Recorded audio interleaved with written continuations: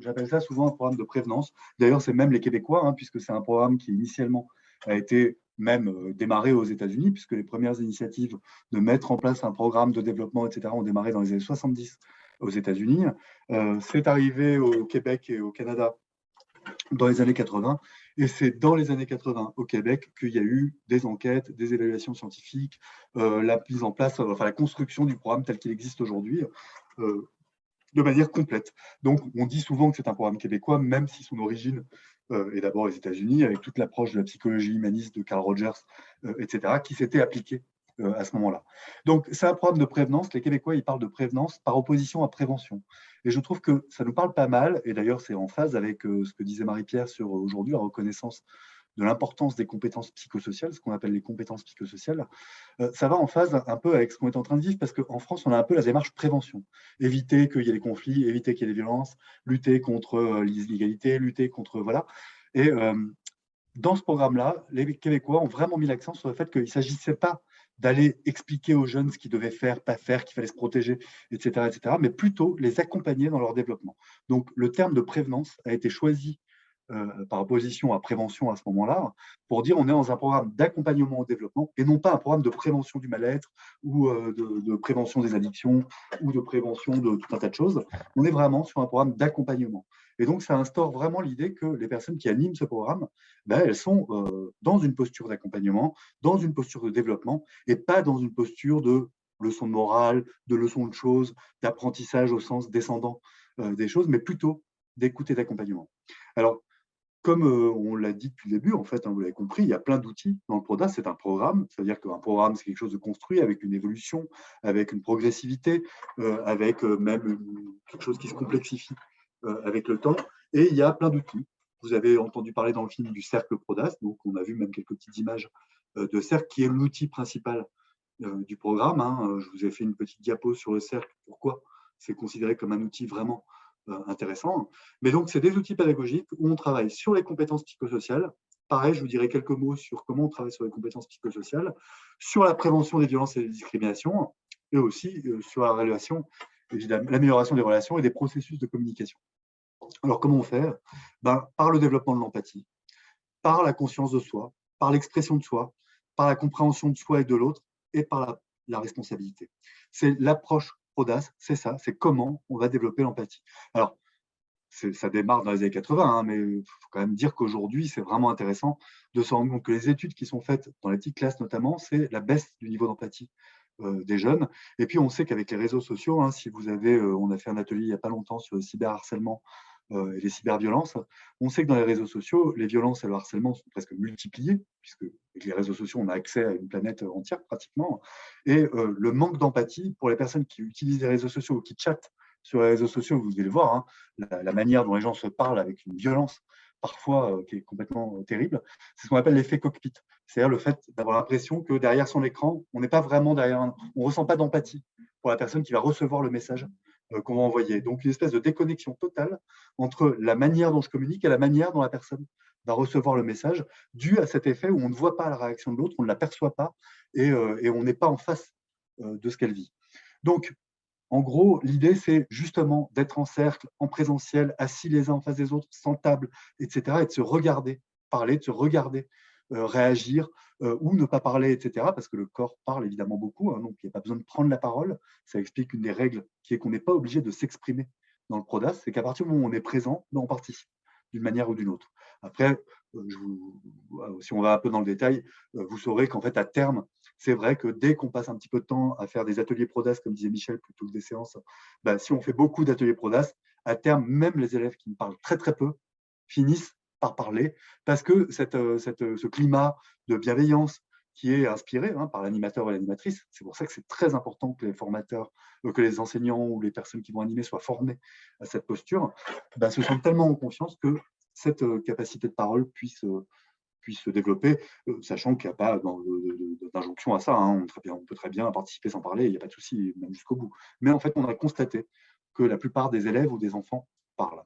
Donc, c'est un programme qui vise l'autonomisation au sens psychosocial du terme, on va dire, c'est-à-dire la capacité à faire des choix pour soi-même, donc à bien se connaître, à savoir ce qu'on aime, ce qu'on n'aime pas. Hein. Vous voyez le rapport d'ailleurs avec plein de domaines. Hein. On parle d'éducation à la vie affective et sexuelle. Moi, je travaille au planning familial. Un des premiers enjeux de l'éducation à la vie affective et sexuelle ou de l'éducation complète à la sexualité, c'est le consentement. Et c'est difficile de donner un consentement ou pas un consentement quand on ne sait pas pourquoi, ni qui on est, ni ce qu'on aime, ni ce qu'on n'aime pas, et qu'on n'est pas capable de conscientiser ou de verbaliser un certain nombre de choses.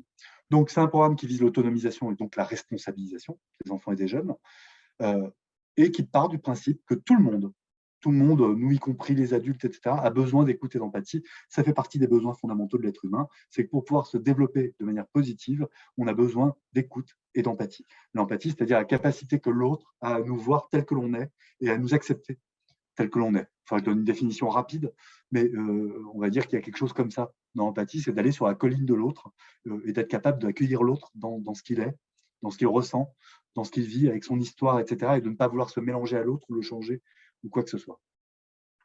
Donc, on parle des besoins fondamentaux de l'être humain, et c'est un programme qui a été construit justement pour nourrir tous ces besoins-là fondamentaux. Avec tout un tas d'activités, donc des ateliers, où alors, il va y avoir des ateliers où on va faire des jeux, tout simplement. Hein. En France, on n'est pas très habitué à la pédagogie par le jeu, mais il faut savoir qu'avec le jeu, on apprend énormément de choses. Enfin, ça dépend des espaces, en tout cas. On apprend énormément de choses. Je vois des gens qui tiquent parce qu'ils doivent en utiliser, et c'est tant mieux. Hein. Mais c'est vrai qu'on apprend énormément de choses. Les enfants apprennent d'abord avec des jeux, etc. Et quand on joue, on est dans un état d'esprit beaucoup plus détendu, beaucoup plus positif. Et du coup, il n'y a pas ce stress lié à l'apprentissage, etc. Et donc, on est beaucoup plus dans l'apprentissage en réalité quand on joue. Voilà. Et on va parler, une dimension du programme, c'est évidemment l'éducation émotionnelle. Puisqu'on parle de soi, on parle d'authenticité. Et ce qui est authentique chez nous, ce n'est pas que ce que l'on pense, c'est ce que l'on ressent. Parfois, on peut penser plein de choses, hein, très négatives, etc. Mais en fait, ce qu'on va ressentir, ça va être de la colère ou de la tristesse. Et donc, parler de nos émotions, ça permet d'éviter de passer uniquement par le mental, mais aussi d'apprendre à se connaître et à savoir qui on est et à être un peu plus juste dans nos paroles. C'est plus facile de dire « je suis en colère » quand j'entends un truc comme ça, plutôt que de dire « t'es insupportable, t'es con, t'es machin, etc. » En tout cas, on augmente ses chances d'être entendu. Donc, c'est tout cet apprentissage de ce qu'on appelle l'alphabétisation émotionnelle, hein, c'est-à-dire la capacité à ne pas mélanger ce que l'on ressent avec ce que l'on pense, par exemple, ça fait partie de tous les ateliers qu'on va mener. Donc, vous comprenez au fur et à mesure de ce que je parle que le PRODAS, ce n'est pas une séance où d'un coup de baguette magique, tout le monde va se transformer. Non, c'est un travail, on va dire, presque quotidien, toutes les semaines minimum, ou tous les 15 jours pour ceux qui peuvent, etc. Mais c'est un travail qui peut durer plusieurs années. Donc, c'est un programme qui commence à la maternelle et qui va jusqu'à la terminale. Et donc, évidemment, l'ambition, vous l'avez compris, c'est que tout le monde, à un moment donné, face à son niveau, propose à son niveau des espaces d'écoute dans les établissements scolaires, quels qu'ils soient, en fait. Hein. Historiquement parlant, je vais essayer d'aller assez vite, si ça vous va, sur cette diapo. Hein, voilà, pour laisser le temps à la discussion, et puis aussi parce que certains ont déjà eu déjà pas mal. Hein. Mais historiquement, je vous disais que c'est né au Québec sur, à la base, une enquête qui avait été réalisée sur la motivation des patients adultes pour les psychothérapies. C'est-à-dire pourquoi, en tant qu'adulte, on irait faire une psychothérapie. Voilà. Donc, il y a eu tout un processus d'enquête qui a été fait. Le résultat de cette enquête a abouti à la mise en œuvre d'autres études, c'est-à-dire, mais à partir de quand ça commence, est-ce que les enfants ont déjà ces difficultés, etc. etc. Et toutes ces enquêtes-là ont abouti à montrer que le programme PRODAS permettait, enfin, de mettre en place un programme qui permettrait d'éviter tout ce qui est du côté du mal-être quand on est adulte, par exemple, qu'on retrouve quand on est adulte. Donc, les études ont montré simplement qu'il y avait 3 facteurs de développement qui pouvaient expliquer le mal-être quand on était adulte, quand on était enfant et adulte, et qu'en travaillant sur ces 3 facteurs de développement, on pouvait à la fois permettre aux personnes de se développer le mieux possible, mais aussi d'éviter tout ce mal-être qu'adulte on peut ressentir, comme je disais, tout simplement. Il a donc été expérimenté et évalué à grande échelle, et en France, c'est en 2004 que, comme je vous le disais tout à l'heure, au planning familial, on s'en est saisi. Pour tout un tas de raisons que je vous expliquerai, et vous allez voir quel peut être l'intérêt finalement de mettre en place ce type de programme. On s'en est saisi justement en 2004 parce qu'en éducation à la vie affective et sexuelle, on s'était rendu compte que les échanges devenaient de plus en plus complexes avec les jeunes, avec les enjeux culturels, avec les enjeux religieux, avec les enjeux de virginité, avec beaucoup de difficultés et de violences dans les écoles, et des enseignants qui nous disaient eux-mêmes on se retrouve à être des éducateurs. On ne peut plus enseigner quoi que ce soit. Ça devient très, très compliqué de gérer une salle de classe et on n'est pas formé, comme le disait une des intervenantes dans le film, on n'est pas du tout formé à gérer des groupes. On ne sait pas comment faire face à des révélations difficiles et on ne sait pas comment aider ces jeunes qui, en fait, sont en difficulté, n'arrivent pas à se concentrer. Donc, on peut essayer de les réprimer, on peut leur taper dessus, on peut les bloquer, les coller, etc. On peut essayer de trouver tout un tas de stratégies, mais on aimerait bien pouvoir, nous, en tant qu'adultes, être outillés pour faire face à ça et surtout moins mal le vivre concrètement. Donc, en réalité, c'est ces témoignages-là et c'est nos propres difficultés en tant qu'animateurs en éducation à la vie affective et sexuelle qui nous a fait chercher un programme qui pouvait nourrir et répondre à ces besoins-là. Et donc, en 2004, on l'a adapté en France, on a fait des expériences pilotes, voilà, hein, que vous retrouverez sur les sites qu'on vous donnera dans la dernière diapo, si vous voulez voir. On a fait des expériences pilotes, je suis arrivé à Montpellier pour le développer, et on en est arrivé à ce qu'expliquait Marie-Pierre tout à l'heure, c'est-à-dire qu'en développement dans tous les lycées professionnels agricoles de la région, enfin un financement pour le développement dans tous les lycées agricoles et professionnels de la région Occitanie. Voilà.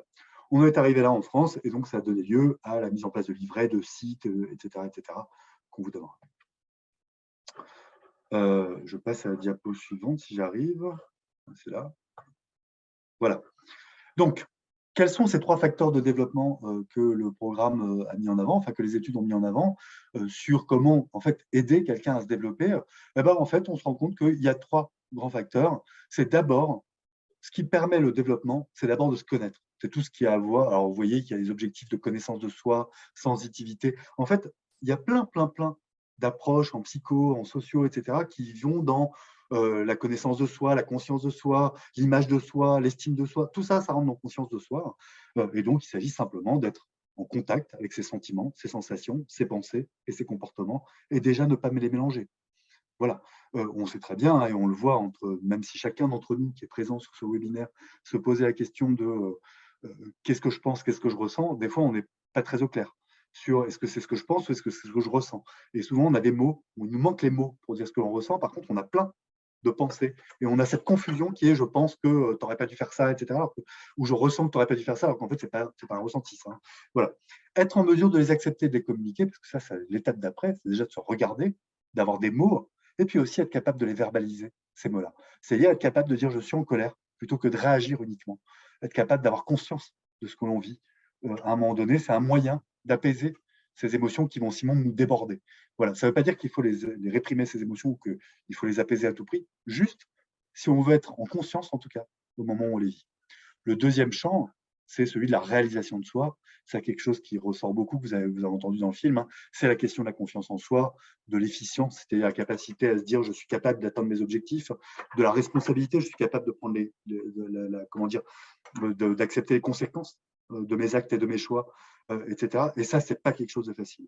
Et notamment, c'est pour ça que la région Occitanie avait visé les lycées agricoles et professionnels, notamment pour les élèves qui souvent ont été en échec scolaire, qui du coup se retrouvent dans les endroits, alors heureusement, il y en a qui choisissent d'y aller, mais pour beaucoup, ils ont l'impression que ça a été un non-choix ou que ça a été par défaut qu'ils se sont retrouvés là. Et donc, la confiance en soi, le sentiment d'efficacité, etc., est vraiment dans les chaussettes. Et c'est vrai qu'une dimension du développement, c'est que c'est compliqué de travailler avec des jeunes. Je pense qu'en tant qu'enseignant ou en tant que pédagogue, vous l'avez le voir, c'est compliqué de travailler avec des personnes qui n'ont pas confiance en elles du tout et qui ne se sentent pas capables d'apprendre. Donc, du coup, une dimension du programme, c'est aussi être capable de montrer toutes les réussites qu'on a et d'être capable d'accueillir aussi ses limites, sans forcément que ça devienne quelque chose de je suis incapable ou un jugement sur soi ou quoi que ce soit, et les utiliser de façon positive. C'est-à-dire que c'est OK d'avoir des limites, on en a tous, hein, et il y a des choses qui nous intéressent, il y a des choses qui nous intéressent moins, etc. Et c'est déjà pas mal d'être capable de les délimiter. Le troisième champ dans lequel on travaille avec le PRODAS, c'est le champ des interactions sociales. Pareil, vous voyez qu'il n'y en a pas un qui est plus important que l'autre, en fait. Le champ des interactions sociales, c'est tout ce qui est du côté de l'acceptation de l'autre, de la compréhension interpersonnelle, et finalement, quand je parle à quelqu'un, quand je réagis face à quelqu'un, est-ce que j'ai conscience des effets de ma parole sur l'autre? C'est ce que je vous disais tout à l'heure quand je parlais de l'effet cockpit.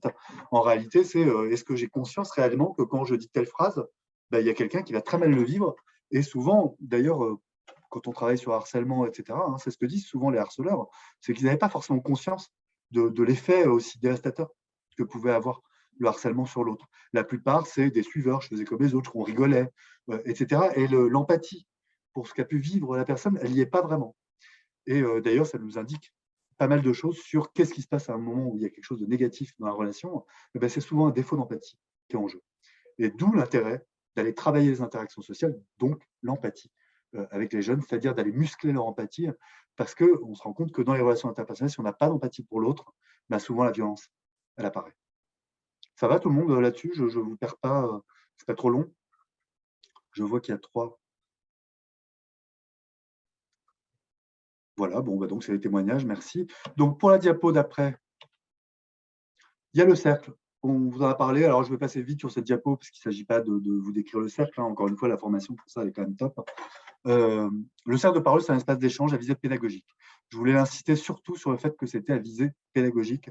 Comme l'a dit quelqu'un dans le film, comme l'a dit Marie-Pierre, à chaque fois, ça n'est pas un cercle de parole thérapeutique. Or, dans nos esprits, à partir du moment où on se met en groupe et qu'on parle de soi, vous savez, les gens ils disent souvent on est chez les alcooliques anonymes. Alors c'est très bizarre parce que je ne sais pas d'où sort cette image des alcooliques anonymes dans les groupes de parole. Mais voilà, il y a un peu cette idée qu'on va parler de soi, bonjour, je m'appelle Pierre et gna gna. Voilà. Alors c'est un peu ça, mais il n'y a absolument pas de visée d'accompagnement thérapeutique, etc., même si ça a un effet thérapeutique au sens de la santé de l'OMS, hein, puisque bien-être, ça peut apporter le bien-être. Mais il n'y a pas de visée de soins, en tout cas, du tout. Ça ne s'adresse pas à des personnes qui seraient en difficulté, à des groupes en difficulté, etc. Ça s'adresse à tous les jeunes, à toutes les personnes qui, dans le cadre de simplement l'accompagnement au développement. C'est la visée pédagogique qui permet plusieurs choses. D'abord, l'autodétermination. On parlait d'autonomisation à un moment donné, c'est que effectivement, on n'est pas obligé de s'exprimer. On va donner à l'occasion, il y a plein d'étapes dans le cercle, il y a 7 étapes en fait en tout. À toutes les étapes du cercle, on va donner l'occasion à des jeunes ou aux participants de s'exprimer, mais chacun à la hauteur de ses besoins. Donc, on peut très bien, ça veut dire quoi? Ça veut dire qu'on peut très bien participer pendant des dizaines de cercles à des choses sans parler. Ça veut dire que je peux apprendre des choses avec les autres sans forcément être obligé de m'exposer, et c'est OK. Et ça, c'est quelque chose d'extrêmement important, parce qu'on a souvent l'impression que si on ne participe pas, ben, on faudrait qu'on y aille, etc., etc. Et c'est paradoxalement ça qui va déclencher l'envie de participer à terme. Le cadre et la régularité qui favorisent la liberté, la sécurité, l'authenticité. Alors le cadre, on ne va pas en parler, hein, on a dit quelques éléments dans le film, mais voilà, effectivement, le cadre, c'est quelque chose qui se travaille, c'est quelque chose qui ne s'improvise pas, qui est dynamique, donc qui se construit aussi, et c'est important de pouvoir dire qu'un cadre, et d'ailleurs n'importe quel cadre, quel qu'il soit, hein, pas dans le PRODAS, le cadre, ça sert à quoi? Qu'est-ce que c'est censé garantir un cadre, en fait, dans n'importe quel cadre qu'on pose? C'est la liberté, mais aussi la sécurité. Voilà, ça c'est très important, c'est comment je donne de la liberté dans l'expression, mais de la sécurité aux gens de façon à ce que leur expression ne soit pas mal interprétée, ne donne pas lieu à des jugements ou des choses comme ça. Un autre élément du cercle de parole, c'est que dans le cercle, l'animateur ou l'animatrice s'implique au même titre que les élèves. Alors, au même titre, entre guillemets, ou entre parenthèses, non, je ne sais pas comment dire, entre guillemets plutôt, puisqu'on parle bien d'implication contrôlée. C'est-à-dire que l'animateur, l'animatrice, c'est lui qui donne le thème, donc il sait quel est le thème qu'il va parler. Mais on lui demande à lui ou à elle de raconter une histoire personnelle par rapport à ça. À la fois pour inciter les jeunes à montrer qu'on n'est pas encore une fois un adulte qui demande aux jeunes de faire quelque chose mais qui ne le fait pas. Vous savez, souvent les jeunes, ils ont dans leur apprentissage cette expérience. Dis merci, mais nous on ne dit pas merci. Ne regarde pas ton téléphone ou range ton téléphone, mais nous on garde nos téléphones le soir. Enfin, des choses comme ça, un peu incohérent. Et en réalité, c'est ce qui crée souvent des conflits ou l'envie de résister. C'est-à-dire, je vois pourquoi moi, j'aurais pas le droit de faire ce que toi, tu te permets de faire en réalité. Quoi, hein. Et le fait que tu sois adulte et moi jeune ne me convainc pas. Ça ne me suffit pas. Je reste une personne et toi aussi. Donc, souvent, il y a des résistances par rapport à ça. Et donc, on demande dans le cercle, et c'est aussi l'enjeu de la formation, c'est simplement d'être capable de raconter quelque chose de personnel. Et là, je peux vous dire que quand les adultes s'expriment, tous les jeunes écoutent. Parce que c'est assez rare d'aller voir des adultes parler de leur vulnérabilité, parce que quand on parle de soi, quand on parle d'une expérience où on n'a pas eu confiance en soi, où on a eu confiance en soi et que ça nous a fait rendu fiers, etc., c'est montrer sa vulnérabilité à un groupe. Et souvent, on a appris que devant des groupes de jeunes, il fallait être fort, il fallait surtout pas montrer ses émotions, il fallait pas montrer sa vulnérabilité, sinon ils allaient l'utiliser contre nous. En réalité, c'est plutôt l'inverse qui se passe. Des thèmes inclusifs et qui peuvent être déterminés collectivement. Quand je dis inclusif, c'est que c'est très important parce que l'idée, c'est qu'on parle de soi. Mais qu'on parle de soi, il faut qu'on parle de quelque chose qui intéresse tout le monde ou que tout le monde a quelque chose à dire. Donc, pareil, quand on donne des thèmes, il ne s'agit pas de dire, je ne sais pas, n'importe quoi, parler de quelque chose qui ne concerne qu'une petite partie du groupe parce qu'on a envie de laisser faire passer un message à une petite partie du groupe. Soit ça concerne tout le monde, soit ce n'est pas un thème inclusif, et donc ce n'est pas un thème PRODAS.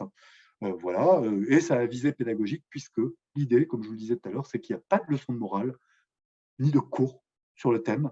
C'est juste on va raconter nos histoires, et à partir de ces histoires, on va réfléchir sur qu'est-ce qu'on a appris sur le thème. Qu'est-ce que j'ai appris sur les uns et les autres, c'est sûr, mais surtout sur le thème. Par exemple, je vous en donne quelques-uns, je me suis senti intégré ou exclu d'un groupe. Ben, qu'est-ce qu'on y travaille quand on raconte chacun une aventure? Tout le monde, même ici, on aurait pu faire ça en fait, hein. Dire chacun va raconter une situation où il s'est senti intégré ou exclu dans un groupe. Ça peut être un groupe très important pour nous qui nous a fait souffrir si on n'a pas été intégré, ou simplement hier soir je suis allé dîner avec des gens que je ne connaissais pas et ils ne m'ont pas intégré. Ça peut être plus ou moins dur, plus ou moins facile, etc. Ce n'est pas la question, hein. Il n'y a pas de hiérarchie dans les émotions ou dans les histoires, mais simplement on va dire, bah voilà, quand je m'étais senti intégré, oh, ça m'a donné de la force, j'avais envie d'y aller, etc. Et puis quand je me suis senti exclu, je ne m'aimais pas. Voilà. Donc on va raconter des choses comme ça, et dans une phase de ce qu'on appelle l'intégration cognitive, eh ben, on va dire qu'est-ce qu'on a appris sur le fait d'être exclu d'un groupe, ça fait quoi? Ben, quand les gens sont exclus d'un groupe, on a tous dit, on se sent, ça fait perdre de la confiance, ça fait perdre des choses. Voilà, on apprend des choses en réalité sur les processus d'inclusion et d'exclusion, mais pas parce que quelqu'un nous fait un cours dessus, parce qu'on a échangé autour d'histoires vécues et on s'est retrouvés face à des comportements ou des ressentis communs, etc. Et du coup, ça nous a appris qu'on était des êtres humains et qu'on avait les mêmes réactions, souvent, face à certaines choses. J'ai pris un risque et j'étais content ou je l'ai regretté. Voilà, ça permet aussi de discuter de, finalement, hein, on dit souvent à des jeunes, il ne faut pas prendre de risques, et en même temps, ils entendent, il faut prendre des risques dans la vie si on n'y arrive pas. Enfin, il y a un moment donné, c'est quoi la cohérence dont il faut prendre des risques, il ne faut pas en prendre. Enfin, voilà. Et donc, du coup, on aborde ces questions qui sont complexes en réalité, hein, du coup, de se rendre compte que quand on prend des risques, parfois, ça peut être une forme d'autonomie, de dire, tiens, je veux prendre de risques et je décide d'aller vers là. On se choisit, soit je décide de prendre ce risque parce que j'ai un besoin plus important, mais parfois, ça va être de l'inconscience et je ne me suis pas rendu compte de ce qui allait me tomber derrière, etc. Et du coup, ça invite à la conscience, de prendre conscience de quand on fait un choix, qu'est-ce qu'il va y avoir en termes de risque derrière ou en termes d'autonomie qui va se développer. Enfin, autre exemple, une personne pour laquelle je ressens une grande admiration.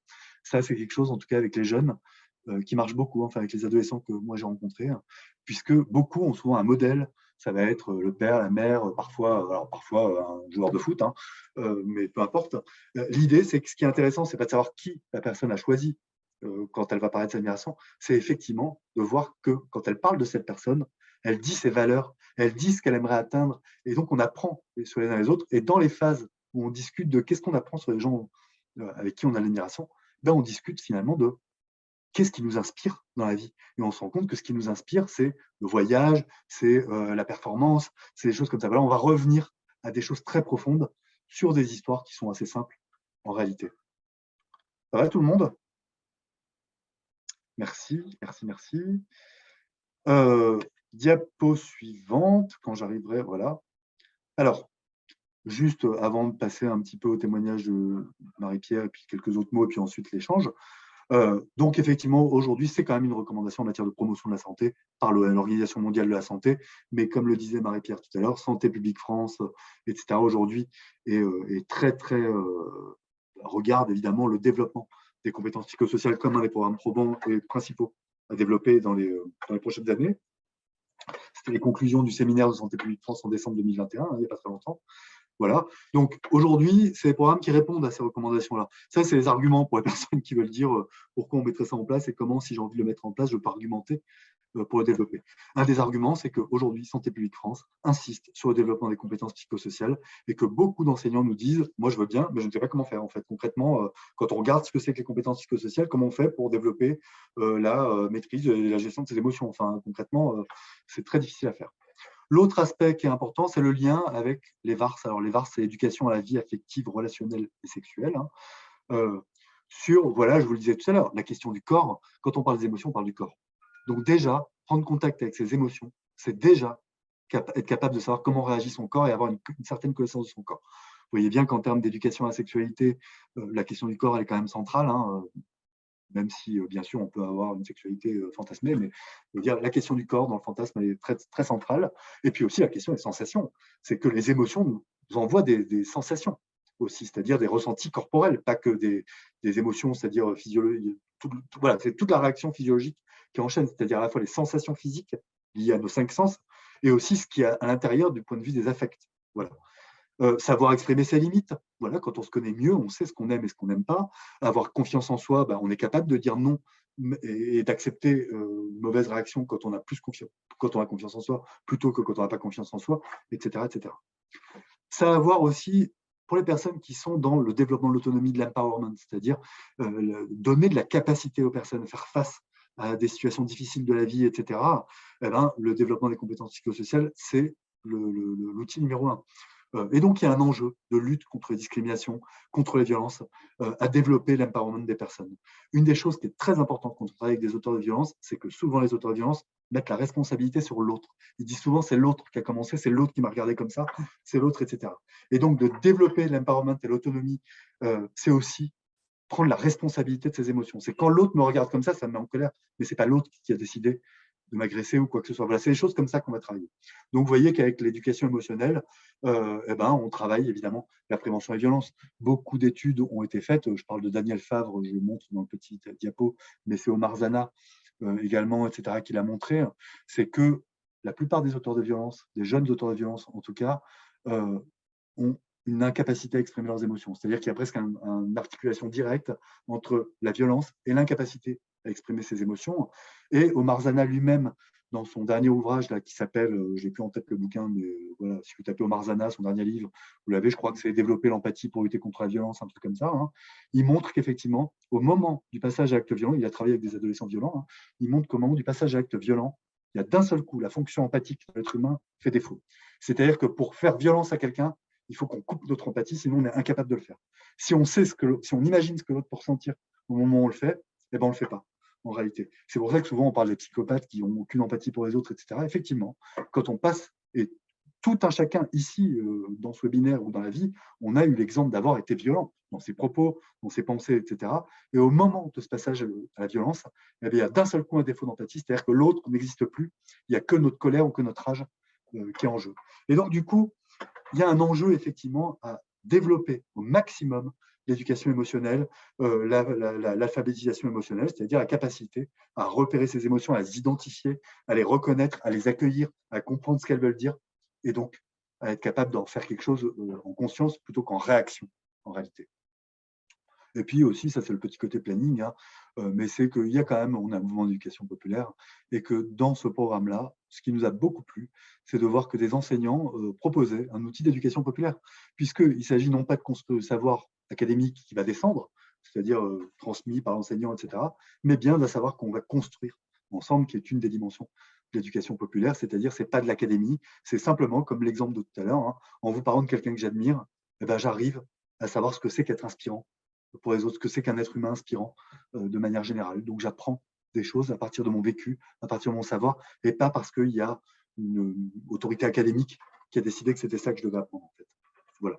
Donc ce petit côté du pop, je trouve ça pas mal. Et puis ça nourrit l'apprentissage de beaucoup d'élèves qui ont du mal. Enfin, tout à l'heure dans le film, il y avait Brigitte Aymon qui intervenait, qui est MLDS, vous savez, coordination de mission de lutte contre le décrochage scolaire, qui disait bien que les élèves décrocheurs ne sont pas des élèves qui sont bêtes ou voilà, qui n'aiment pas apprendre. Simplement, ils ne rentrent pas dans le cadre de ce qu'on leur propose dans l'apprentissage. Ils apprennent autrement. Ça peut être des élèves qui vont réussir par ailleurs, etc., dans leur vie, mais le système scolaire tel qu'on leur a présenté ou tel qu'ils ont été ne les a pas accrochés, ou en tout cas, voilà, ça n'a pas fonctionné pour eux. Et donc, du coup, de proposer un outil où certains élèves peuvent se sentir d'un seul coup rejoints et en réussite dans cet outil-là, là où ailleurs, c'est plus difficile le rapport à l'apprentissage, etc., eh ben, c'est un outil de confiance en soi et d'empowerment.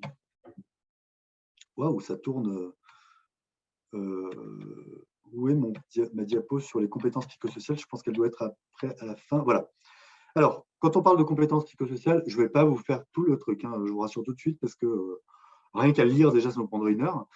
Mais en tout cas, vous avez vu que les compétences sociales, psychosociales telles qu'elles sont définies aujourd'hui, c'est 3 grandes choses. Les compétences sociales, les compétences émotionnelles et les compétences cognitives.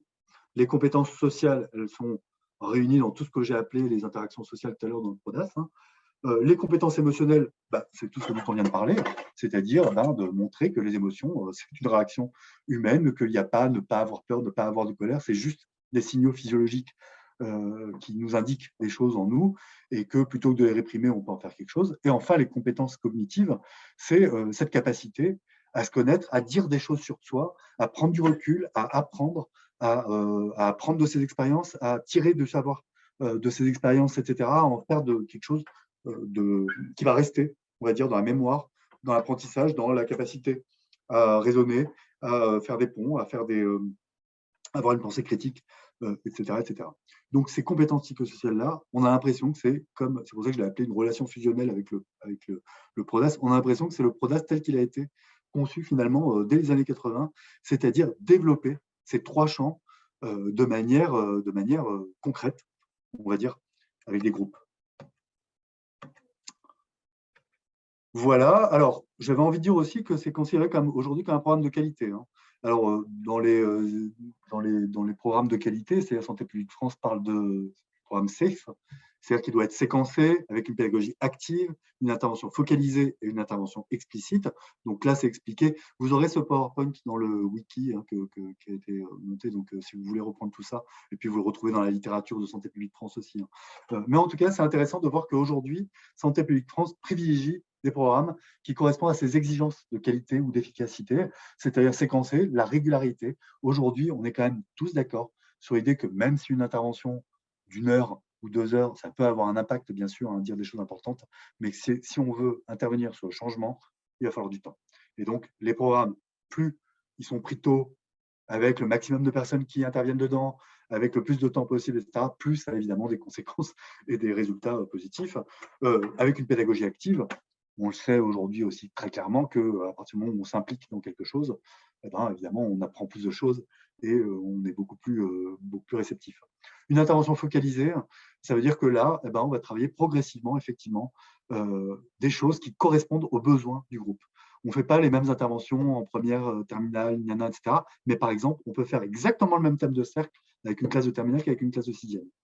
Et je peux vous dire, et avec des adultes. Je peux vous dire que les résultats vont être presque similaires en termes de conclusion, etc., avec les mots de chacun, hein, voilà. Mais l'idée, c'est qu'il y ait quand même des objectifs pour suivre à travers ces programmes-là. Et enfin, explicite, ça veut dire qu'on donne et on demande l'adhésion des jeunes et des personnes. Ça veut dire qu'évidemment, participer à des cercles de parole, etc., là, ça nécessite de travailler sur tous les processus d'adhésion des jeunes. Donc, ils n'ont pas le choix, comme le disait Brigitte dans le film. Ils sont là, ils sont à l'école, on leur dit il y a une séance PRODAS et ils ne peuvent pas dire bah, moi, je n'y vais pas, hein. Mais ils n'ont pas trop le choix. Donc, quand on n'a pas le choix de participer à quelque chose, l'idée, c'est comment on va leur donner envie et leur donner envie d'adhérer à quelque chose. Et ça prend parfois du temps. C'est pour ça que Marie-Pierre va bientôt témoigner, et celle qui veut aussi, hein, mais dans la mise en place du PRODAS, tout le monde nous a dit, pratiquement toutes les évaluations ont montré, c'est au bout de la 8e, 9e séance que j'ai senti qu'il y avait vraiment une adhésion. Pendant les 7-8 premières séances, soit ils ne parlent pas, soit il ne se passe rien, soit c'est tout le monde a les sourcils froncés, soit il n'y a que 2 qui parlent et c'est la galère pour les trucs. Et donc, il faut tenir un peu, en fait. C'est pour ça que, du coup, c'est quelque chose qui est important à savoir, c'est que quand on met en place du PRODAS, on peut galérer pendant quand même 5, 6, 7, 8 séances sans avoir l'impression qu'on ait les résultats ou qu'il y ait ce qui se passe de ce que je vous décris, quoi. En fait, il faut tenir. Donc, Michel, tu es à la 6e, dans la 7e, tu n'es pas loin. Voilà, il faut tenir un peu. Il faut tenir un peu dans ces programmes-là. Voilà, je ne vais pas vous définir les compétences psychosociales. Très rapidement, les effets généraux du PRODAS qui sont documentés dans des… voilà, là, je ne vous mettrai pas ces diapos, hein, mais il y a une article qui est paru dans la revue Littérature scientifique qui a fait le point sur une quarantaine d'études qui ont été menées depuis qu'on met en œuvre le PRODAS au planning, etc., avec les tranches d'âge suivantes, et ça a donné certains effets. Donc, les effets principaux, c'est dans les personnes qui mettent ça dans leur classe, c'est climat de classe favorable aux apprentissages. C'est-à-dire que tous les enseignants qui ont mis en place le programme dans le cadre des conditions que je vais vous dire tout à l'heure, hein, c'est-à-dire pendant un certain temps, avec les conditions qu'on a données, etc., se rendent compte que la classe est beaucoup plus réceptive aux apprentissages. Donc, ça a un effet sur l'amélioration des résultats scolaires. Ça n'est pas ce qui est visé, hein, ça n'est pas l'objectif du PRODAS, mais ça a cet effet-là. Diminution des violences.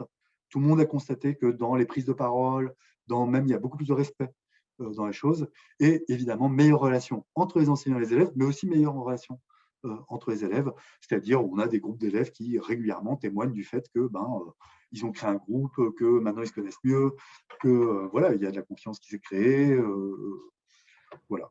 Donc je n'ai pas des pourcentages exacts à vous donner, hein. Tout ça c'est quelque chose qu'on est en train de mettre aujourd'hui au propre.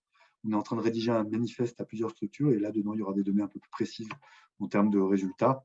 Mais en gros, on voit de manière significative l'amélioration significative des compétences émotionnelles, d'estime de soi, de conscience de soi, de contrôle de soi et de concept de soi. C'est être capable, comme le disait le jeune homme tout à l'heure, de dire « je », parler de soi. même si le fait de dire on ne veut pas dire qu'on ne parle pas de soi, mais simplement de prendre la responsabilité de son jeu, etc., ce n'est pas des choses si simples pour tout le monde. Voilà.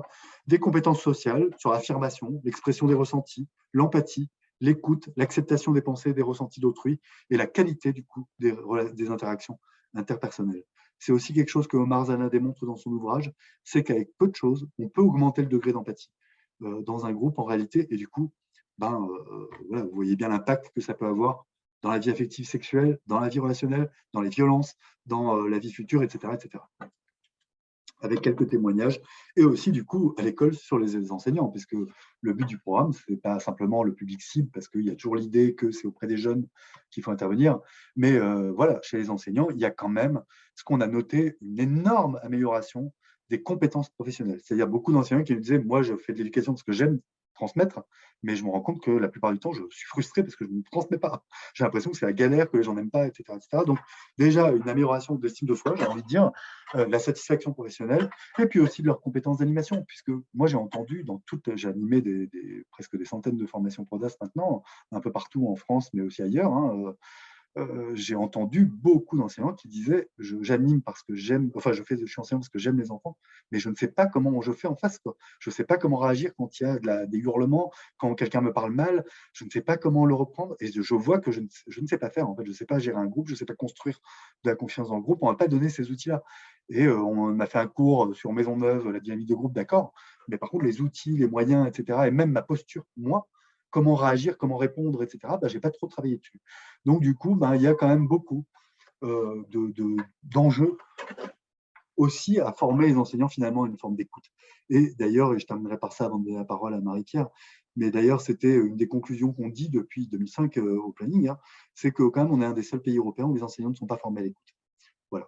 Non pas une vraie formation à l'écoute professionnelle, j'ai envie de dire, pas une écoute, voilà, écouter, entendre, hein, mais vraiment à l'écoute telle qu'on pratique, ne serait-ce qu'en 5 jours en PRODAS.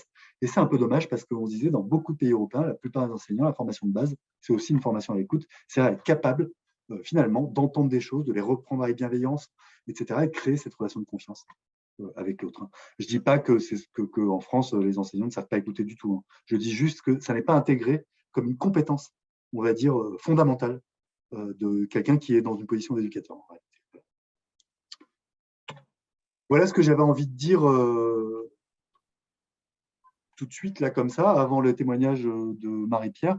Et puis, si vous voulez, après, on pourra parler des conditions d'accompagnement et puis de mise en œuvre, et puis des questions-réponses. Voilà. Ok. Juste, je vais essayer d'être rapide pour vous laisser la parole.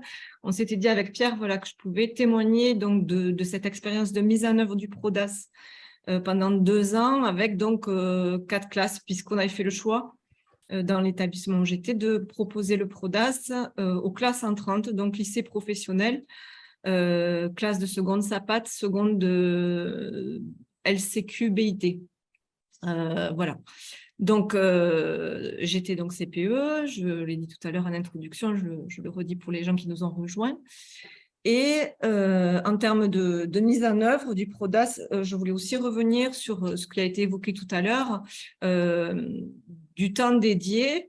On peut en trouver sur les EIE désormais parce que sur le nouveau bac pro, les compétences psychosociales sont identifiées.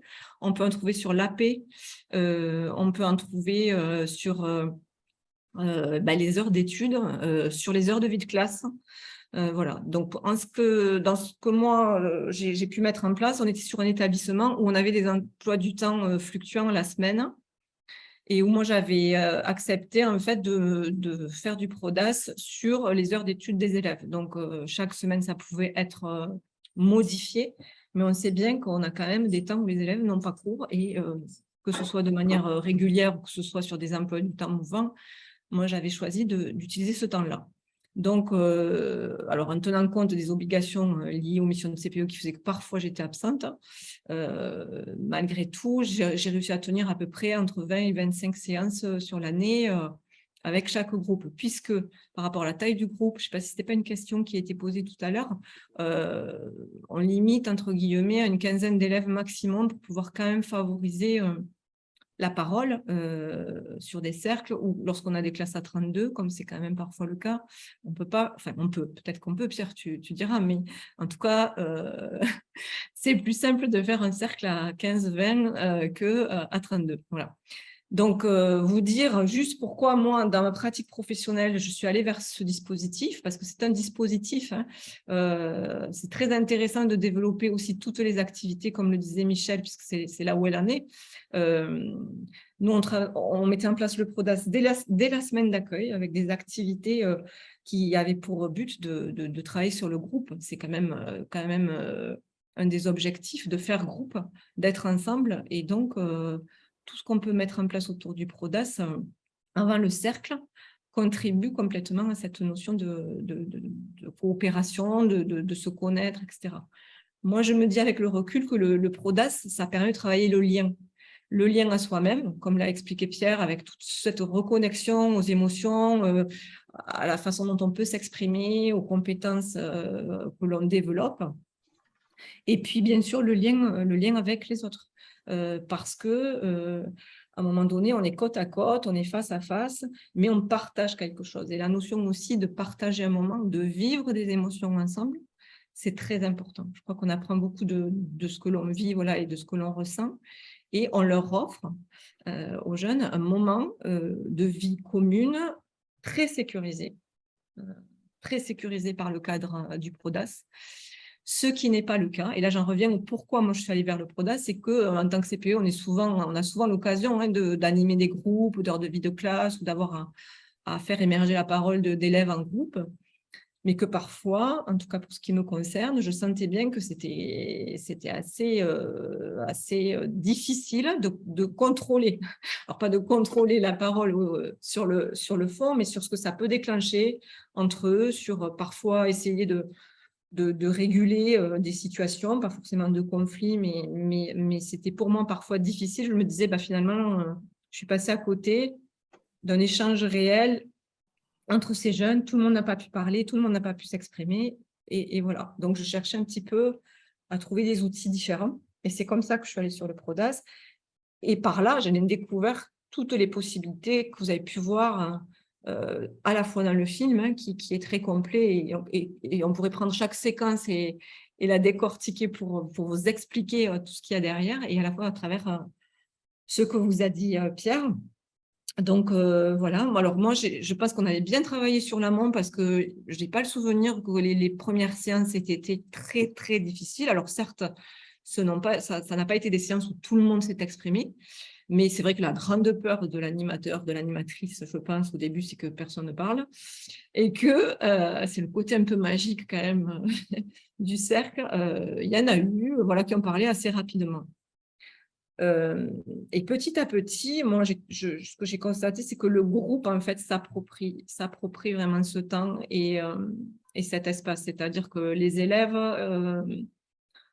intègrent les règles, sont tout à fait capables de les reformuler à chaque fois, et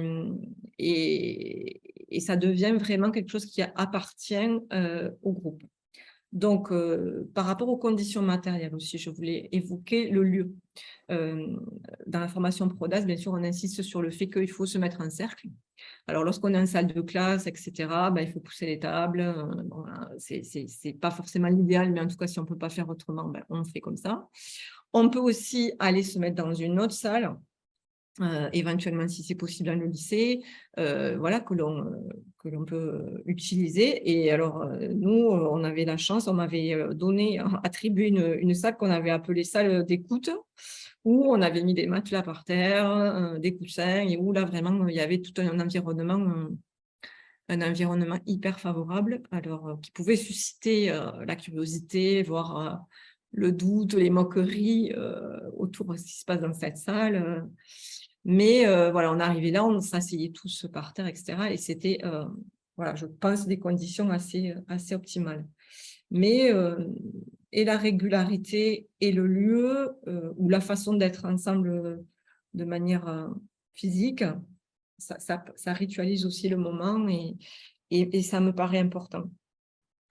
Et donc, sur les effets, ça m'a fait un petit peu penser à ce qu'on a pu constater lors des du travail en visio pendant le confinement, on a eu beaucoup de retours de collègues qui, durant les séances en visio, se rendaient compte qu'il y avait des élèves qui ne prenaient jamais la parole ou qui n'étaient pas très actifs en classe et qui, lors des séances en visio, le devenaient beaucoup plus. Alors, parce que parfois, il y avait moins de présents, ou en tout cas, voilà, ça permettait ça. Et je trouve que le PRODAS, contrairement à ce qu'on peut penser, permet à des jeunes, on l'a un peu vu aussi dans le film, hein, qui n'ont pas l'habitude de prendre la parole, de l'apprendre. C'est très surprenant parce qu'on pense bien les connaître et ils arrivent à livrer des choses assez facilement. Et les fortes têtes, parfois, finalement, sur ce champ-là, peuvent se mettre un peu plus en retrait. Voilà. J'avais noté quelques réflexions à vous transmettre et ça me faisait partie. Et je me dis que ce qui est peut-être ce qui permet ça, c'est que c'est un moment d'authenticité. C'est-à-dire qu'à un moment donné, la seule compétence, à la limite, qu'il faut peut-être avoir, c'est décider de dire quelque chose en étant assez authentique. Et je pense que c'est très difficile de tricher, si on peut dire ça comme ça, lorsqu'on relate voilà, un événement personnel. Moi, je trouve que chaque jeune a la possibilité d'aller jusqu'où il veut dans le partage de son intimité et que donc, il ne se met pas forcément en danger. Mais peut-être que cette idée de juste raconter quelque chose, ça ouvre aussi des possibilités à des élèves qui n'en ont pas forcément l'habitude. Et puis, peut-être vous dire juste pour finir et vous laisser la parole, parce que je vois que je ne lis pas la discussion, mais il y a beaucoup de choses. En fait, je raconte souvent cette anecdote, c'est qu'à la fin de l'année, de la première année, on a fait un petit bilan avec les jeunes et je suis passée par l'écrit. Je leur ai demandé, voilà, qu'est-ce que ça vous a apporté, etc. Et j'ai été surprise de voir que c'était surtout pour eux un endroit où on pouvait s'écouter. Voilà, les cercles PRODAS, ce qui ressortait, c'était un lieu où on peut s'écouter, on s'écoute vraiment. Et voilà. Alors que moi, j'étais très centrée sur l'idée que ça permettait l'expression. Alors, bien sûr, ça permet l'expression. Mais ce qui m'avait surpris, c'était qu'en fait aussi, eux, ils prenaient conscience de cette idée qu'en fait, ils ont du mal à s'écouter, ou en tout cas qu'il n'y a pas d'endroit où ils se sentent écoutés, comme c'est le cas dans ces cercles. Et donc ça, voilà, j'avais trouvé ça extrêmement intéressant. Voilà, et puis vous dire, oui, ils s'approprient le cercle parce qu'on leur demande au fil du temps, moi sur la fin de l'année, je leur demandais de faire des propositions de thèmes aussi. Et on voyait qu'ils avaient bien compris de quoi il s'agissait parce que les thèmes qu'ils proposaient, c'était vraiment pas du tout à côté de la plaque, hein. C'était des thèmes qui avaient toujours trait à un des trois champs. Et donc, c'était quand même moi qui choisissais après, mais sur la fin de l'année, je leur proposais des thèmes qu'ils avaient proposés eux-mêmes. Voilà, ça aussi, c'est un moyen d'avancer et ça les implique d'autant plus. Voilà, donc vraiment, si suite à ce qu'on vous a présenté aujourd'hui, vous avez envie d'aller plus loin, voilà, n'hésitez pas, on vous dira à la fin, voilà, on a programmé une formation et il y a des choses à mettre en place, hein. Et puis, voilà, nous interpeller moi aussi directement, voilà, il n'y a aucun problème par rapport à tout ça. Pierre, je te redonne la main. Eh ben, on va peut-être prendre des questions. S'il y a des gens qui nous font signe, si vous voulez vous exprimer, faites-nous signe.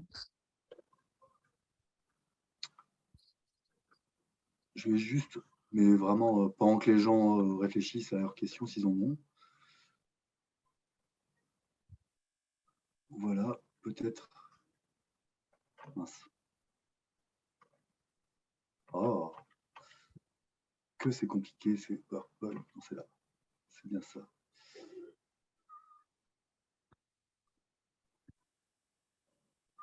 Voilà. Donc, vous voyez que dans les conditions de mise en œuvre strictes qui ont fait que, on a dit dans les évaluations, ça marche parce que ça a été mis en œuvre comme ça. On est sur l'engagement, comme je vous disais, de la structure bénéficiaire, hein, en fait. La formation initiale, cette fameuse posture dont parlait Marie-Pierre, c'est pas mal, hein. Je pense que toutes les personnes qui sont passées en formation, qui pensent être à l'aise avec les émotions, etc., se rendent compte qu'en réalité, on n'est pas si formé non plus sur la question des émotions.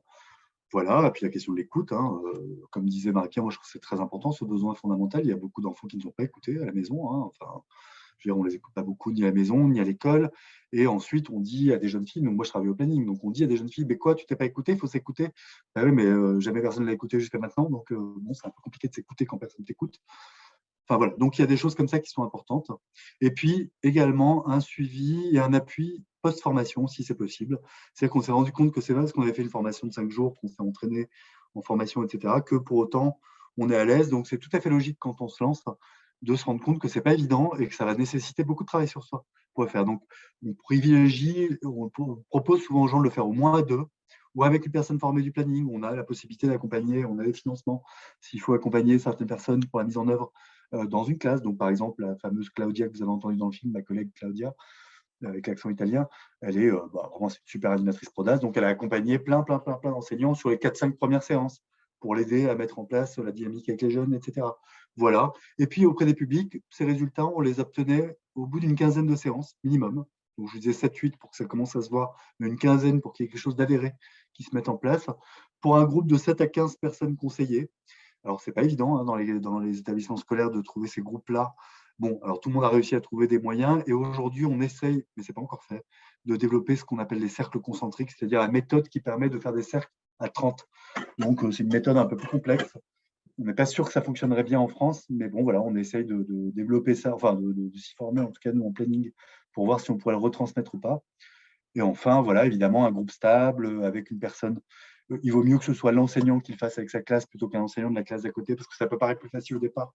Mais le but, c'est quand même que l'enseignant ait une meilleure relation aussi avec ses élèves qu'il a, enfin voilà, tout simplement, et une évaluation systématique. Voilà pour les conditions de mise en œuvre.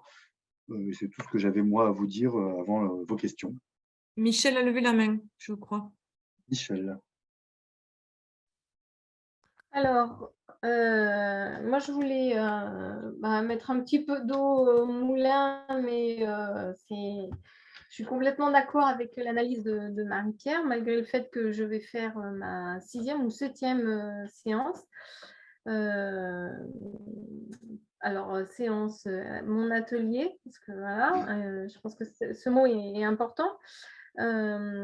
En même temps que PRODAS, ça a permis dans l'établissement à souffler un petit vent d'expérimentation, entre guillemets, ou tout au moins pour beaucoup de mes collègues, une remise en question de leur pratique pédagogique.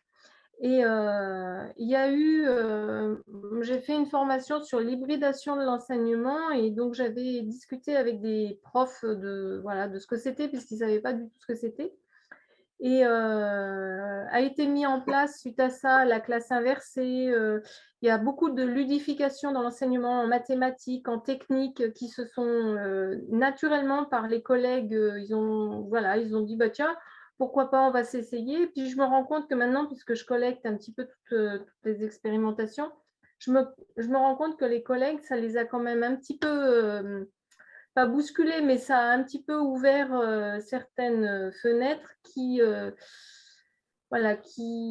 probablement ont été ouvertes parce que dans l'établissement, il y avait des personnes qui avaient fait la formation PRODAS et qui avaient un regard sur les élèves qui était différent. Et c'est vrai que sur l'impact des classes, les élèves sont plus calmes dans les couloirs, malgré qu'il n'y a qu'une classe qui est concernée dans chaque établissement, parce qu'on a un double établissement, un sur Saint-Gervais, un sur Pont-au-Mur. Les élèves sont plus calmes, ils sont moins agressifs. On n'a jamais eu, depuis la rentrée, on n'a jamais eu de tension comme on a pu en avoir dans les années précédentes. Et l'abaissement de la tension du stress, on va dire, je reste convaincue que ça vient aussi, pas que, mais aussi de la mise en place de PRODAS. Bon, vous voyez, déjà, au bout de 6 séances. Ouais, c'est clair. Encore autre chose, il y a une question qui a levé la main aussi. Michel, vous voulez terminer ? Oui, je voulais dire qu'avec la classe de seconde, de ce fait, puisque je les connais un petit peu différemment, je me suis permis d'autres expérimentations pédagogiques depuis la rentrée, entre autres sur la mise en place d'ateliers, de méthodologie de travail, de lecture de consignes, de découverte par rapport à l'éco-citoyenneté sur des méthodes de travail que les autres collègues ne se permettent pas de faire, mais que je peux faire sans faire de discipline, parce que sûrement Prodas a dû déjà bien faire son effet. Super, merci. Christian? Oui, je me permets de prendre la parole, mais juste pour me faire en fait le porte-parole d'une question qui était, enfin, ou d'un thème qui a été remonté dans le fil de discussion, mais au tout début, c'est la question des open badges, de la reconnaissance de ces compétences psychosociales. Je ne sais pas si vous pouvez en dire quelque chose. C'est-à-dire, Alors, je ne sais pas si Pierre connaît les open badges. non, justement, c'est quoi? Ah, ok. Alors, Christian va t'expliquer. Un truc spécial à l'Institut d'Agro? Non. Je ne suis pas un spécialiste du sujet, mais c'est un système qui permet de reconnaître des compétences et qui nous semble intéressant à utiliser aussi pour les compétences psychosociales, mais pas que. Et voilà, donc, mais la question, c'est pas moi qui l'a posée, mais c'était pour savoir s'il y avait connexion possible, en fait, entre votre démarche et les open badges. Et oui, bien sûr. Alors oui, je vois de quoi vous parlez. Et effectivement, il y a des. À partir du moment où on parle de compétences, vous savez que en ce moment, on est sur le champ des compétences, en formation, etc. C'est les progressions pédagogiques, les compétences qui sont importantes, etc. Et c'est vrai que c'est important. Après, ce qui nous a toujours paru compliqué, et ça a été d'ailleurs l'enjeu de la première expérience pilote, de l'évaluation de la première expérience pilote, c'est d'être capable de reconnaître des compétences collectives plutôt que des compétences individuelles. Et on a du mal à sortir de l'individuel dans ces cas-là. Et pourtant, quand il y a une dynamique collective qui se passe bien, même avec certaines personnes qui n'ont pas forcément individuellement toutes les compétences, etc. Et je me souviens que quand on a fait l'évaluation avec l'Observatoire régional de la santé, la chercheuse qui nous a accompagnés pendant 2 ans sur l'évaluation disait bien qu'elle ne trouvait pas très peu d'outils, à part dans les pays comme le Canada, etc. Il y a très peu d'outils d'évaluation collective. Or, le programme PRODAS, ce n'est pas un enjeu. Il n'y a pas d'enjeu de développement des compétences individuelles. Et c'est d'ailleurs, c'est la critique souvent qu'on fait des compétences psychosociales, c'est que c'est très individualiste, ça ne parle pas des rapports sociaux, ça ne parle pas des enjeux de pouvoir, ça ne parle pas des choses comme ça, etc. Et c'est vrai. Mais du coup, je pense que c'est à la fois complètement transposable, et le risque, après ça, c'est de se retrouver à refaire un système de notation, finalement, et de reconnaissance des compétences sur un programme où l'enjeu est justement d'avoir cette liberté, qu'il n'y a pas de pression ou d'injonction à augmenter ses compétences, etc. C'est juste de les observer. Voilà. Je sais pas si ça répond, mais ça me paraît important juste voilà. Je ne suis pas très à l'aise avec toutes ces questions non plus, mais voilà. Non, je crois qu'il y a débat parce que j'ai vu la réponse de Michel qui dit que oui, d'un côté. Moi, je pense que c'est quelque chose qu'il faut vraiment se poser. Voilà, c'est un débat qu'il faut avoir parce moi, je serais plutôt de l'avis de Pierre pour le coup. Et voilà, à un moment donné, on ne peut pas tout non plus reconnaître par les open badges et que voilà, sachant que les compétences psychosociales maintenant, elles sont aussi, je le répète, dans les référentiels de Bac Pro, avec une partie évaluation, donc ça pose aussi des questions, c'est prévu. Voir comment tout ça doit s'articuler, je pense que ça vaut vraiment la peine de poser les choses. Voilà. Et j'insiste vraiment sur avoir une réflexion politique sur toute cette approche-là, parce que c'est vrai que sur les compétences psychosociales, si bientôt on se retrouve avec des personnes qui vont être finalement, à qui on va reprocher de ne pas avoir développé leurs compétences psychosociales en réalité, quoi. Donc du coup, il y a des enjeux quand même à l'utilisation de ce genre de programme. Pour vous dire, nous, on a dit les premières années, c'est quand les gens nous disaient, est-ce que vous allez faire une évaluation d'impact du programme, est-ce que ça a des bons résultats, etc. Au début, on refusait. On disait, mais on n'est pas là pour voir si les gens ont des meilleurs résultats scolaires, s'il y a moins de violence, etc. On est là juste pour leur donner 1 heure d'écoute une fois dans leur vie par semaine. Voilà. Là où parfois, il y en a 0. Et donc, même s'il n'y a pas d'enjeu d'apprentissage derrière, même s'il n'y avait pas ces enjeux-là, il y a un enjeu presque humain à pouvoir proposer simplement un espace où on peut s'exprimer sans avoir à apprendre ou à transmettre quelque chose, etc. Donc c'est vrai que cette question de comment on repère, voilà, et je pense que c'est totalement transposable en effet. Elles sont reconnues, ces compétences, tous les critères et les indicateurs des compétences sont très clarifiés aujourd'hui dans la littérature, donc on pourrait tout à fait faire ça. Est-ce que c'est souhaitable, cette question ? Sachant que la participation au cercle, elle est obligatoire, puisque par contre, l'obligation de parler n'existe pas.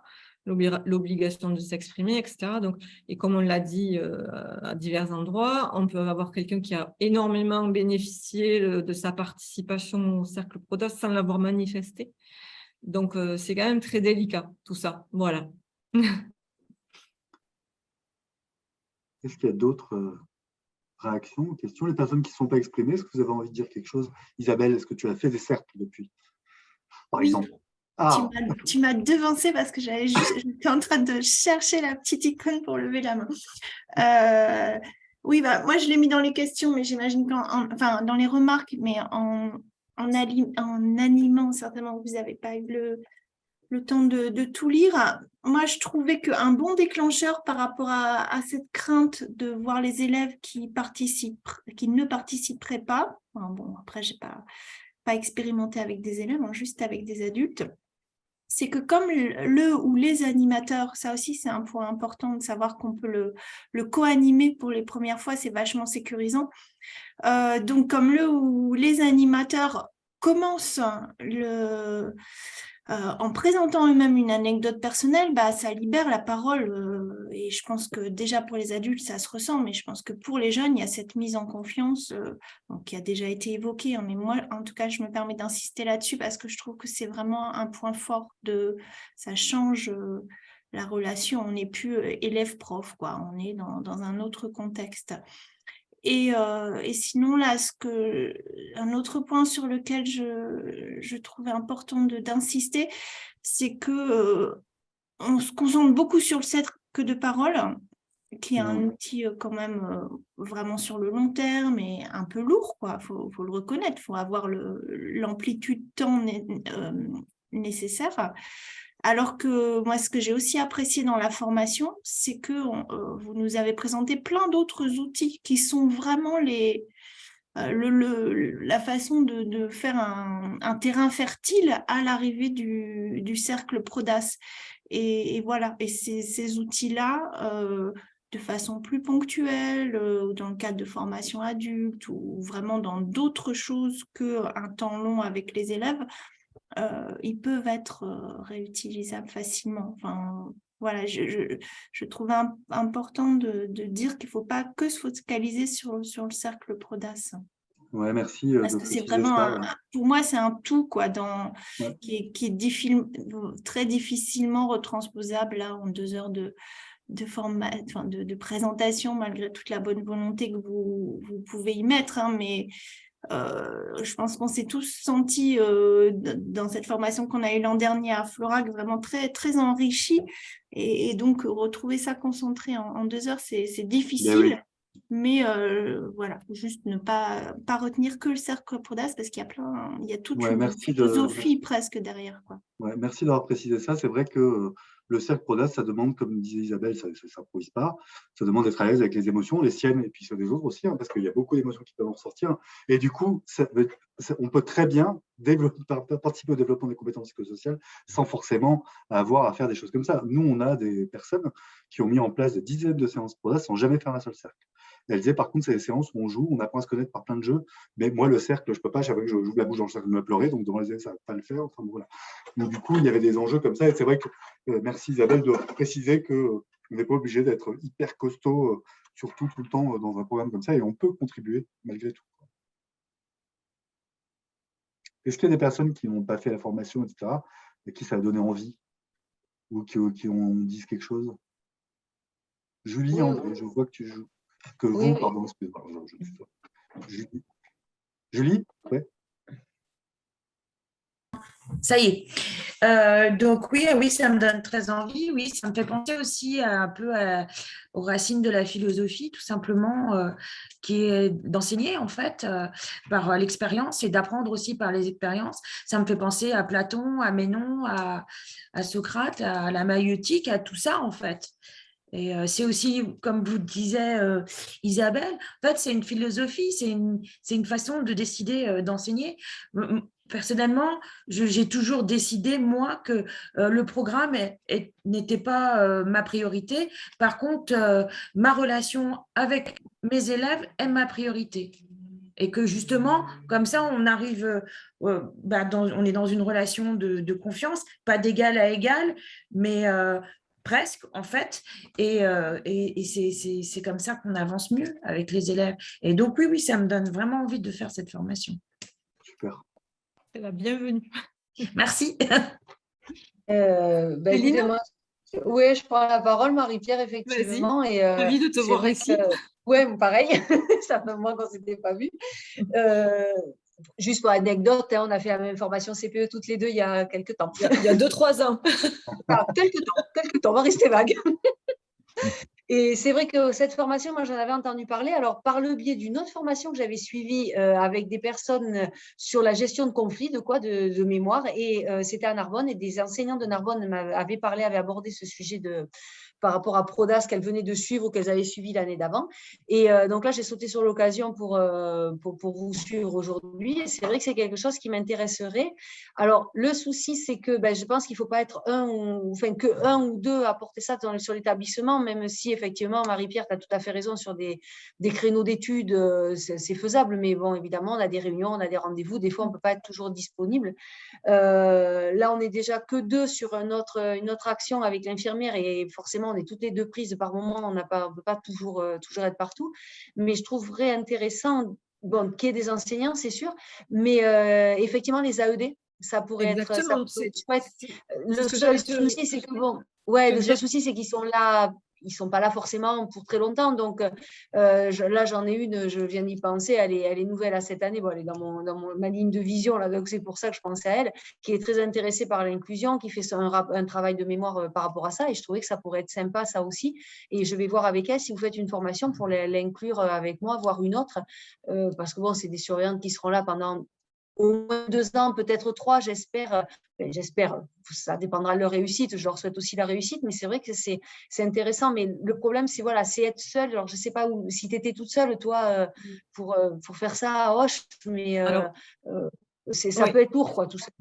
Effectivement, nous, on était 5 de l'établissement à se former, le TFR, une enseignante, une AED, un personnel de secrétariat, tu vois, finalement aussi, qui avait été intéressé par la démarche parce qu'elle était au groupe adulte relais. Donc ça aussi, ce n'est pas le hasard. Je pense que ce sont des gens qui ont quand même une vision de leur travail, une approche de l'action éducative au sens large. Et voilà.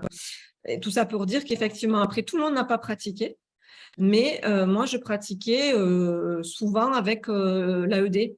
Par contre, au bout d'un moment, malgré tout, les automatismes secrets, etc., parfois, elle n'était pas là. Voilà. Mais effectivement, je crois qu'au début, puis aussi pour échanger, parce que c'est d'une richesse aussi, pouvoir partager ce qui se joue et ce qu'on en retire.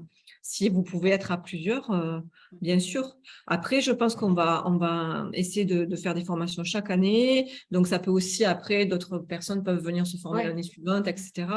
Sur Occitanie, quand même, je tiens à dire que, parce que désolé pour les autres régions, mais c'est une région qu'on connaît bien. Je sais que la DRAF est très sensible au programme Prodas aussi. Peut-être qu'il y a des moyens aussi parfois de faire des formations sur établissement, sur des plans locaux de formation. Et parce que le planning peut former. Je sais qu'en Lozère, par exemple, toute une école a été formée là très récemment. Ils sont en cours de formation sur le Prodas, une école primaire et maternelle, c'est génial. C'est excellent. À Espagnac, pour ne pas les citer. Et donc, il y a des relais sur le territoire par le biais du planning, on peut trouver des relais qui viennent aussi vous former. Il n'y a pas que nous. Parce que c'est vrai que moi, je ne peux pas faire tout mon temps de travail sur des formations Prodas, c'est pas possible. Tout à fait, mais j'en fais 2 cette année, je peux en faire 2-3 par an. On a un projet aussi avec Hauts-de-France. Donc, petit à petit, on va essaimer. Et les gens auront l'occasion de se former, on va y travailler. Non, mais c'est vrai, je te rejoins sur le Gard, je n'avais pas pensé, mais les AESH peuvent être concernés ou pas? Elles peuvent très bien venir se former, bien sûr. Alors, nous, vraiment, pour insister sur ce que dit Marie-Pierre, on insiste pour que ce soit tout le personnel de l'établissement qui ait la possibilité de se former.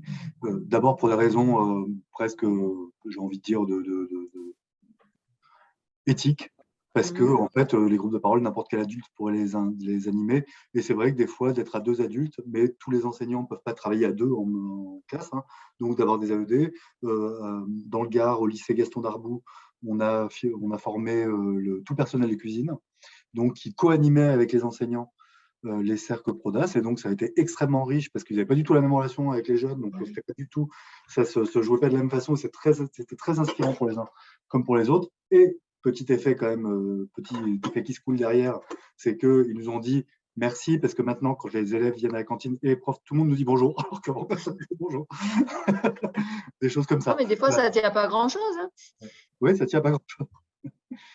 Donc oui, c'est important, si on veut que vraiment la mise en œuvre soit bien faite, que ce soit l'établissement entier. Par contre, je suis d'accord avec Marie-Pierre que c'est souvent une personne de l'établissement qui va le faire, et puis les autres vont dire ça a l'air bien ce que tu fais avec tes élèves, et donc ils vont demander une formation, et puis tout l'établissement.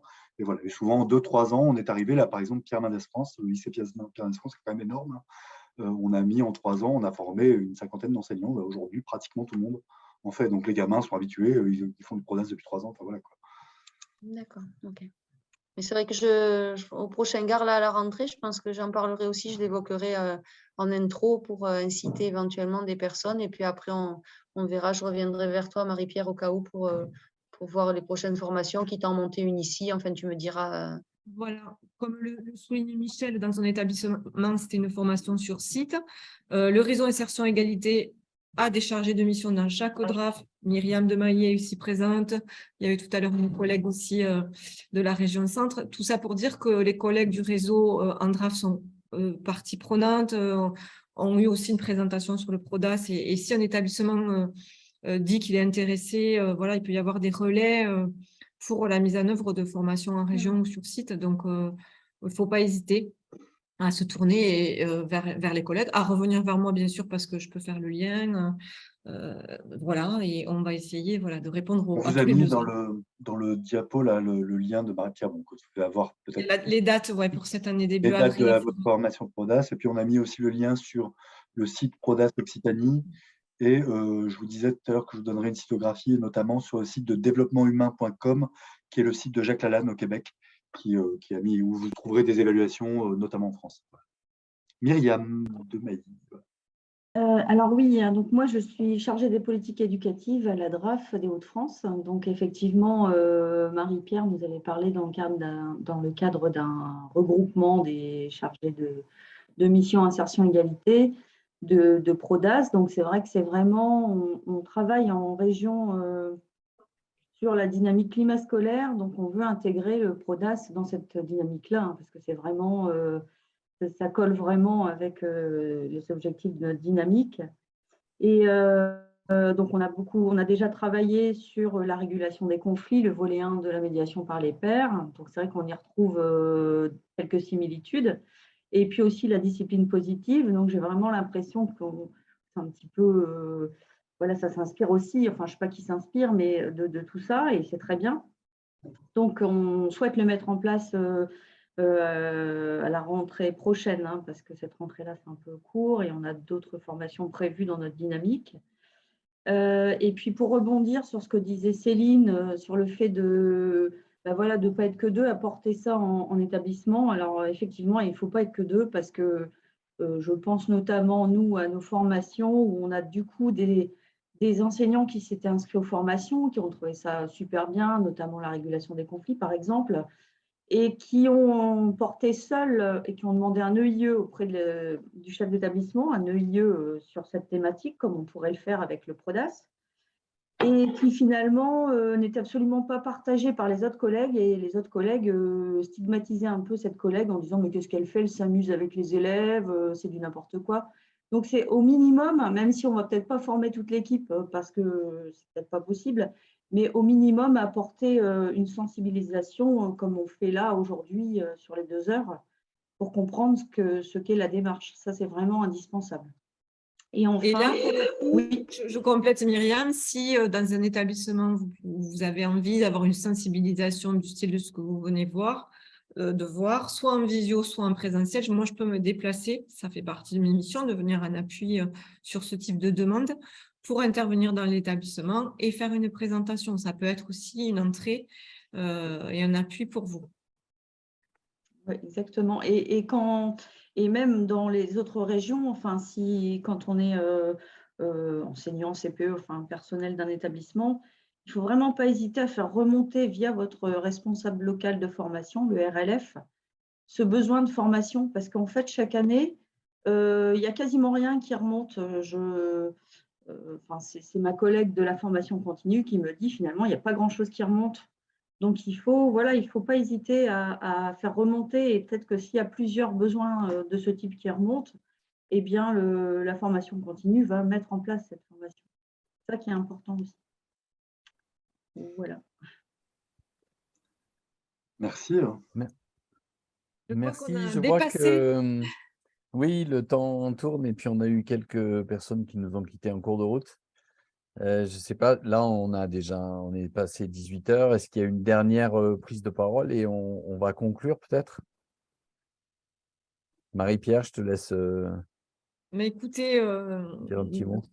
difficile et en même temps facile de conclure sur la suite. Hein, voilà, on espère avec Pierre, parce qu'il est à nos côtés, il nous accompagne sur cette transmission à l'enseignement agricole. Je suis vraiment ravie des expériences dont vous nous avez fait part et puis des envies. Voilà, je crois que le message est passé en termes d'outils sur le climat scolaire, d'approche et de posture par rapport à nos élèves. On est sur tout un champ où on se retrouve souvent également à Florac sur des formations, gestion des conflits, etc., médiation. Voilà, donc si vous souhaitez aller plus loin, n'hésitez pas à nous contacter et on répondra présent. Voilà, merci beaucoup à tous et toutes et à ceux qui sont partis, bien sûr, parce qu'ils ne pouvaient pas rester jusqu'au bout. Merci à vous. Merci beaucoup Marie-Pierre. merci de votre invitation et puis à bientôt, j'espère, Marie-Pierre. Merci Pierre. Les autres. Ciao, merci Bonne beaucoup. soirée à tout le monde. Au revoir. Au revoir. Au revoir.